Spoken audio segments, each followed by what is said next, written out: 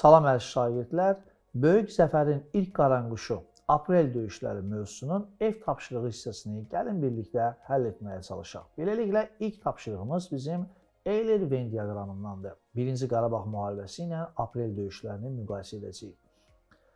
Azərbaycanlıların Qərbi Azərbaycandan zorla qovulması. Bildiyiniz kimi, 1-ci Qarabağ müharibəsinin elə əsas səbəblərindən biri məhz Azərbaycanlıların tarixi yurtlarından, yəni Qərbi Azərbaycandan zorla qovulması idi. Bu, 1-ci Qarabağa aiddir. Qaradağlı faciəsinin baş verməsi, xatırlayırsınızsa, bunu da biz ötən dərslərdə keçmişdik. 1-ci Qarabağ müharibəsində Xozalı faciəsindən əvvəl olan bir faciə idi. Lələtəpə yüksəkliyinin azad olunması. Bəli, biz bunu sizinlə məhz aprel döyüşləri mövzusunda öyrənmişdik və bunun ən böyük uğurlarımızdan biri idi. Azərbaycan ordusunun şəhidlər verməsi, bəli, bu aydın məsələdir ki, yəni müharibədə şəhidlər də olur, təəssüflər olsun, Allah rəhmət eləsin bizim şəhidlərimizə. Bu hər iki hadisədə bunlar var. 20-ci əsrin sonunda baş verməsi.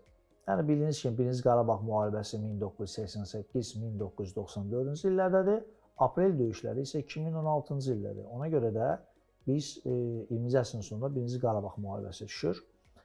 Azərbaycan ordusunun puallardan istifadə etməsi, bu informasiya isə aprel döyüşlərinə aiddir. Məsələ burasındadır ki, ilk dəfə bu müharibədə biz İsrail istehsalı olan harplardan istifadə etmişdik. Tofiq Hüseynovun milli qəhrəmanlığına layiq görülməsi, xatırlayırsınızsa, Xozalı faciəsində göstərdiyi misilsiz qəhrəmanlığa görə Tofiq Hüseynov, Əlif Hacıyev ölümlərindən sonra milli qəhrəman adına layiq görülmüşlər. Bu, 1-ci Qarabağa aiddir. Şükür Həmidovun milli qəhrəman adına layiq görülməsi, bunu da biz aprel döyüşləri mövzusundan xatırlamalıyıq. Belə ki, orada milli qəhrəman adını almış 3 döyüşçümüzdən biri idi. İkisi ölümlərindən sonra olmuşdu bu, Murad Mirzəyev və Samid İmanov. Şükür Həmidov isə sağkən bu adı orada aprel döyüşlərinə görə almışdı. Lakin Allah rəhmət eləsin, 2-ci Qarabağ müharibəsində Şükür Həmidov da şəhid olmuşdu. Beləliklə, bu informasiya aprel döyüşlərinə aiddir. İndi isə gəlin ikinci tapşırığımıza baxaq, uyğunluğu müəyyən edin. Deməli, aprel döyüşləri nəticəsində Azərbaycan ordusu Tərtər istiqamətində uğurlar qazandı. Əvvəlcə müəyyən etməliyik. Bəli, xeyr. Sözsüz ki, bəli, yəni ümumiyyətlə, əziz şagirdlər, bir şey həmişə diqqət edək. 1994-cü ildə atəşkəs bağlandıqdan düz 2020-ci ilə qədər, hətta Vətən müharibəsi daxil olmaqla bütün münaqişələrdə Azərbaycan ordusu hər dəfə erməni təxribatına zərbə endirmişdi və bütün döyüşlərdə biz qalib kimi ayrılmışdıq. Bəli, bu da bəllidir. Bəs indi gəlin baxan görən digər yəni ki, sütunda bunu təsdiq edən informasiya hansıdır?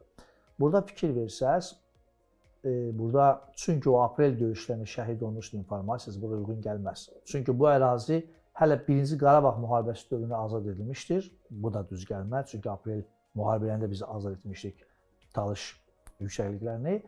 Talış yüksəkliyinin azad olunması bunu sübut edir. Bəli, sözsüz bu bunu sübut edir, deməli biz uyğunluğu tapdıq. Prezident İlham Əliyev Raquf Oruzova görüşərək ona milli qəhrəman adı təqdim etmişdi.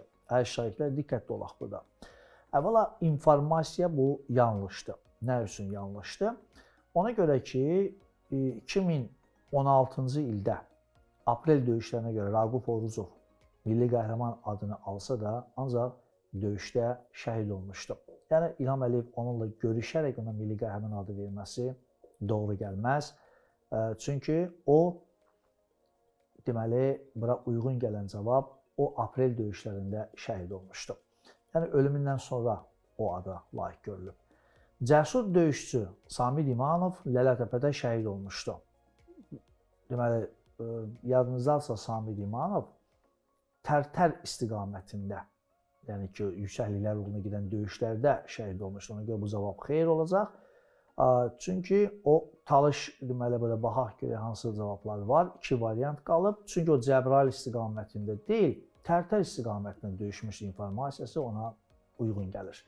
Və aprel döyüşləri nəticəsində Cocuq Mərzanlı kəndi azad edilmişdi. Bu da xeyir olacaq. Çünki Cocuq Mərcanlı 1-ci Qarabağ müharibəsi dövründə azad edilmişdi. Ancaq o vaxt orada hələ insanlar yaşaya bilmirdilər. Çünki Lələtəpə işğalçıların əlində idi. Oradan isə onlar onu atəş altında saxlayırdılar. Və bu yerdə qalan cavab, çünki bu ərazi hələ 1-ci Qarabağ müharibəsi dövründə azad edilmişdi. Əziz şahidlər, indi isə gəlin sonuncu tapşırığa baxaq. Hansı şəkillər aprel döyüşlərini təsvir edir? Birincisi də puadır, yəni Harrop puasıdır. Sözsüz ki, ilk dəfə məhz pualardan biz bu müharibədə istifadə etmişik, bu doğru cavabdır. İkidə fikir verirsinizsə, deməli, helikopter və qarşısında insanlar dayanır, yəni onlar görünür, tez onları köçürməyə çalışır Milli Ordunun əsgərləri. Bildiyiniz kimi, aprel döyüşlərində bizim yalnız işğal altında olan ərazilərimizi geri qaytarmışıq və heç bir yaşayış ərazimiz işğala məruz qalmıyor ki, olan insanlar da tərk etsin. Bu yanlış variantdır. Üçdə isə elə həmən Lələtəpə və üzərində bizim əzəmətli üç rəngli bayrağımız var. Sözsüz ki, aprel döyüşlərinin səhnəsini göstərə bilər o yüksəklik. Dörddə yenə qaçqınlar var. Qaçqınlar 1-ci Qarabağ müharibəsində olmuşdu, bizə bildiyiniz kimi. Bu yanlışdır. Beşdə isə bir şəkildə həm Azərbaycan əskərini, puaları görürük. Sözsüz ki, bu da uyğun gələcək. Və sonuncu şəkildə isə 20 yanvar, yəni Şəhidlər Xiyabanıdır. Bunun aprel döyüşləri ilə bağlı yoxdur. Beləliklə, şagirdlər, mövzunu bir daha yenidən nəzərdən keçirdin və tapşırıqları da xüsusilə baxın və dərsi mənimsəməyə çalışın. Növbəti dərslərimizdə görüşənədək sağ olun.